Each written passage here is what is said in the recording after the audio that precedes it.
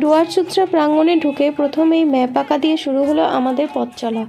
এখানে যারা যারা যত কম সময় ম্যাপ আঁকতে পারবে, মানে কম্পিটিশনের মতনই আর কি, তাদের নাম এখানে সই করে দিতে হবে। তো সৃজা সৃষ্টি দুজনেই সেই কাজটা করলো। তো এবার চললাম আমরা মেলা ঘুরতে। তো প্রথমেই যেহেতু বলে রাখি, এই মেলাটা আসলেই ঠান্ডাটা প্রচণ্ড বেড়ে যায়, তো এবারও ঠিক একই রকমই ছিল। আর মেলায় ছিল একটি বিশেষ পানের দোকান, এটা বেনারসি পান। তো পানের দামটাও যেরকম খুবই আকর্ষণীয়, ঠিক সেরকমই পানটা বানানোর কায়দাটাও খুবই ভালো ছিল। তো সব কিছু দেখে বেশ ভালোই লাগছিল, পানটা খেতেও কিন্তু বেশ সুস্বাদু ছিল। তারপর চলে গেলাম আমরা খাবার দাবারের সেকশনে। তো এখানে তো যতই দেখছি শুধু চারিদিকে লোকজন খাচ্ছে আর কুকুর ঘুরে ঘুরে বেড়াচ্ছে। তো গন্ধটা এতই নাকে অস্বস্তি লাগছিল যে খেতে আর খুব একটা ইচ্ছে করলো না। তো এখানে দাঁড়িয়ে শুধু 2 কাপ চাই খেয়েছি আমরা, আর কিছুই খাইনি।